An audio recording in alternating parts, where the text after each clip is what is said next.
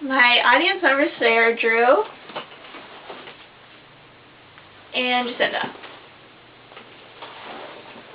Have you ever had to put an ill pet down? Why don't we do the same to our loved ones who are so near death? We have all experienced the loss of a loved one, or had to put a pet who we dearly love down. As a nursing student, I am very interested in what goes on in the medical world, and I have a knowledge base about what they are talking about. There are only 3 states in the United States that allows for physician-assisted suicide. I want to inform you about it and hopefully be able to show you that we should have all 50 states allow for this. Today, I'm going to be talking about the requirements you need to have before you are eligible for physician-assisted suicide, the statistics, and the opinion of the people. There are very strict guidelines before someone is able to go through with physician-assisted suicide. They don't just let anyone do it. According to an article, Physician-Assisted Suicide in the Annals of Internal Medicine, the patient must first request in writing to the physician that they would like them to assist in their death. From there, the physician must review the patient's medical plan and determine if they are physically and psychologically able to go through with physician-assisted suicide. According to an article, physicians should assist in suicide when it's appropriate. Patients must be in a healthy state of mind. If they are having suicidal thoughts, the doctors are not to go through with it. Once the doctors have determined that the patient is terminal and is in a healthy state of mind, they will write a prescription for barbiturates that they must be able to take on their own. Here is an image of what the pills look like. The physicians are not allowed to help the patients to take the pills. Here is an image from an article called Physician-Assisted Suicide, Compassionate Liberation or Murder. It shows all of the guidelines that Oregon physicians must abide by. This is always considered the last resort to physicians. Most of all patients who do request this is in hospice or palliative care. Since this is considered a very last resort, there are few people who do choose to go through with it. The 3 states where physician-assisted suicides is legal are in Oregon, Washington, and Montana. There are few people who have chosen it, but many who have liked the option. Since Oregon was first allowed to assist in the death of patients 8 years ago, only 246 have gone through with it. According to a newspaper article from Human Life Review, doctors have shown to only be present about 19% of the time.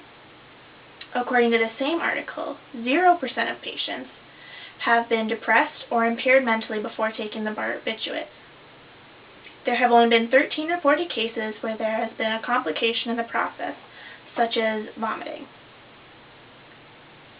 According to an article, Physician-Assisted Suicide, Compassionate Liberation, or Murder, overall, only about 1 out of 1,000 patients in Oregon asked for physicians to help them assist in their dying.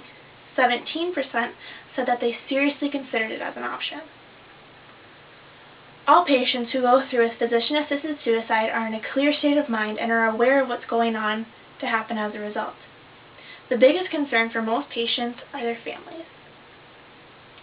Physician-assisted suicide is a very controversial topic for most people. Many believe it's murder, while others see it as a person's right to die.